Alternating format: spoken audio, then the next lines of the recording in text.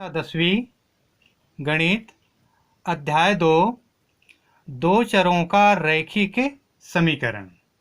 जैसे आपको मालूम है कि आपने पिछले कक्षाओं में एक चर के रैखिक समीकरण के बारे में सीखा है। उन परिस्थितियों में एक चर या अज्ञात का मान ज्ञात करके एक चरी समीकरण बनाया जाता है और समीकरण बनाने के बाद उसको हल करके जो चर राशि या अज्ञात राशि होता है उसका मान ज्ञात किया जाता है। हम इस अध्याय में पढ़ते हैं कि दो चर का रैखिक समीकरण। चर का मतलब होता है अज्ञात राशि जो कोई भी स्वच्छ मान ग्रहण कर सकता है, वो चर राशि कहलाता है। तो ये इसका मानक रूप यदि लिखा जाए तो इसका मानक रूप होता है ax धन by बराबर c, जहाँ पर a, b और c जो है वास्तविक संख्या है और x और y जो है इसको हमने माना है चर राशि या अज्ञात राशि। इस अध्याय में सबसे पहले हम देखते हैं समीकरण बनाना।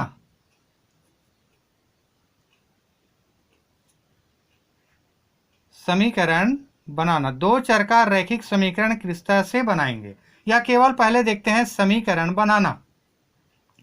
जैसे पिछले अध्याय में आपने देखा था एक चर का रैखिक समीकरण कैसे बनाते थे, सेम इसी तरह से दो चर का रैखिक समीकरण आपको बनाना है।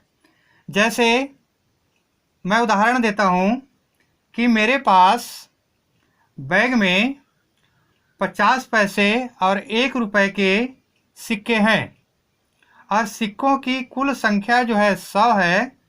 तो इस प्रश्न से हमको समीकरण बनाना है। 50 पैसा और 1 रुपए का सिक्का है तो इसमें हम मानेंगे माना 50 पैसे के सिक्के की संख्या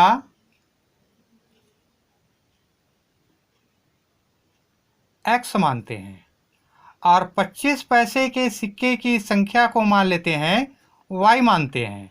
ये दोनों सिक्का मिला करके 50 पैसा और 25 पैसे के सिक्के को मिला करके या 1 रुपए मान लेते हैं, 1 रुपए के सिक्के को मिला करके कुल हमारे पास 100 सिक्के हैं।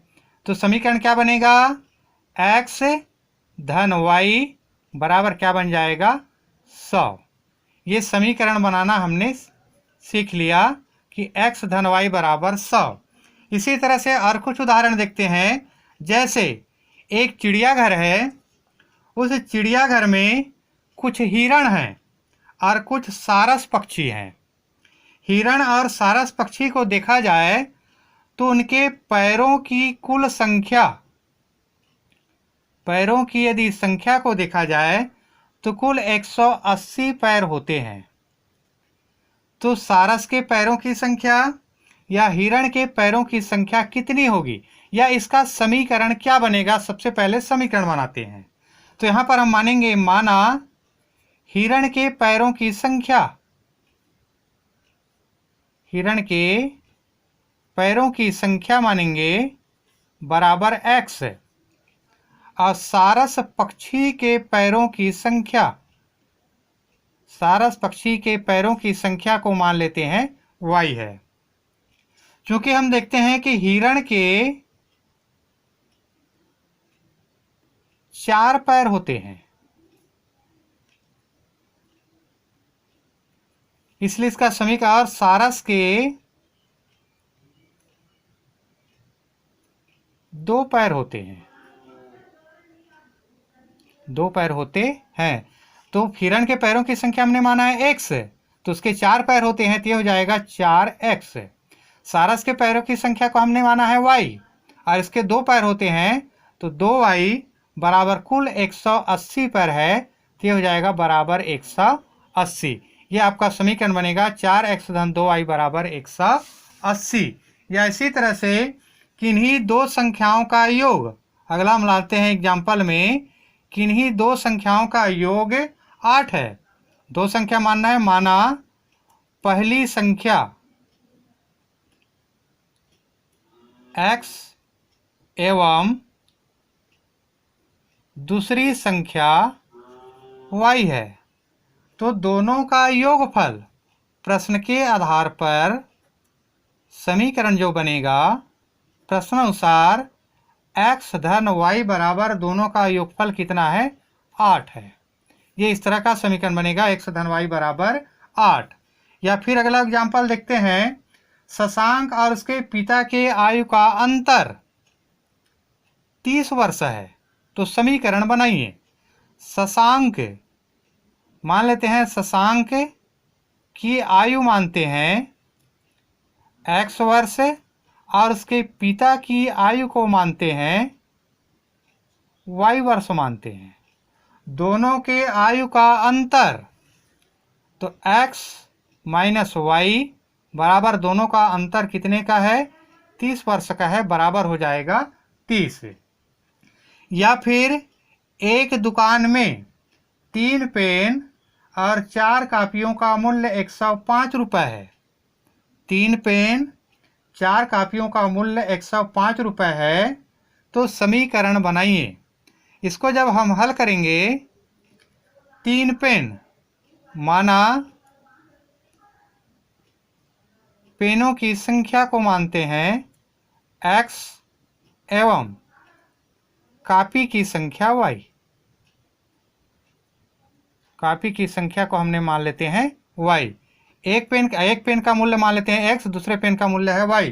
तो 3 पेन का मूल्य क्या होगा, 3x, और 4 कापी का मूल्य क्या होगा, 4y। यहाँ पर संख्या नहीं है, मूल्य है। पेनों का मूल्य हमने माना x और कापी का मूल्य माना y। तो 3 पेन का मूल्य 3x और 4 कापी का मूल्य 4y। ये दोनों का कीमत जो है 105 रुपये है। इसको इस तरह से आपको समीकरण बनाना है। अब ये जो 2 चर वाला रैखिक जो समीकरण पढ़ रहे हैं, इसी समीकरण को युगपत समीकरण भी कहा जाता है। युगपत समीकरण। और युगपत समीकरण को हल करने की अलग अलग विधियां होती है। सबसे पहला नंबर विधि है आलेख विधि। सबसे पहला नंबर आलेख विधि। आलेख विधि के पूर्व हम देखते हैं, एक प्रश्न है। अब ये प्रश्न को हमने समीकरण बनाना सीख लिया। समीकरण बनाने के बाद जैसे अभी मैं बताया हूँ कि पेन की संख्या x और कापी की संख्या हमने माना था y, तो 3x + 4y बराबर 105। तो यहाँ पर पेन का मूल्य और कापी का मूल्य कितना है ये ज्ञात हमने नहीं किया है। केवल समीकरण बनाया है कि एक पेन का मूल्य कितना होगा, एक कापी का मूल्य कितना होगा। अब इसको आपको हल करने के लिए सीखना है। तो हल करने के लिए सबसे पहला विधि आता है आपका आलेख विधि। सबसे पहला नंबर विधि है आलेख विधि। जैसे एक उदाहरण है, एक पिता जो है अपने 2 पुत्र, एक पुत्र का नाम है सौरभ और दूसरे पुत्र का नाम है संतोष। एक पिता जो है अपने 2 पुत्र सौरभ और संतोष को 8 रुपए में बांटता है। 8 रुपए को बांटता है। तो सौरभ को और संतोष को कितने कितने रुपए मिलेंगे ये आपको ज्ञात करना है। तो इस कथन के आधार पर मान लेते हैं सौरभ को x रुपये मिलता है और संतोष को y रुपये मिलता है। तो इसका समीकरण यदि बनाना चाहें तो बनेगा x धन y बराबर बन जाएगा 8। अब x धन y बराबर 8 जो समीकरण बना है, इसमें निश्चित तौर पर ये नहीं कहा जा सकता कि सौरभ को कितना रुपये मिलेगा और संतोष को कितना रुपये मिलेगा। यदि देखा जाए, सौरभ को यदि 1 रुपये देते हैं तो संतोष का जाएगा 7 रुपये जाएगा। इसको 2 रुपये देते हैं तो इसका जाएगा 6 रुपये जाएगा। इसको यदि 3 रुपये देते हैं तो इसका 5 रुपये जाएगा। इसको 4 रुपये देते हैं तो उसका भी 4 रुपये होगा। इसको 5 रुपये देते हैं तो उसका 3 रुपये जाएगा। इसको यदि सौरभ को 6 रुपये देते हैं तो संतोष को 2 रुपये होगा। सौरभ को 7 रुपये देते हैं तो संतोष को मिलेगा 1 रुपये मिलेगा। अब इसमें कौन सा उत्तर निश्चित रूप से सही है ये बता पाना मुश्किल है। यदि प्रश्न पर यदि आपका कोई विकल्प दिया गया है, दूसरा विकल्प, तभी उस समीकरण को हल किया जा सकता है, अन्यथा समीकरण को हल नहीं किया। जैसे यहाँ पर कहा गया कि उसके पिता जो है सौरभ को संतोष से 3 गुना रुपए देता है। सौरभ को संतोष से 3 गुना रुपए, सौरभ को x रुपए मिलता है और संतोष को y रुपए मिलता है। तो सौरभ को संतोष से 3 गुना मतलब हो जाएगा x बराबर हो जाएगा 3y।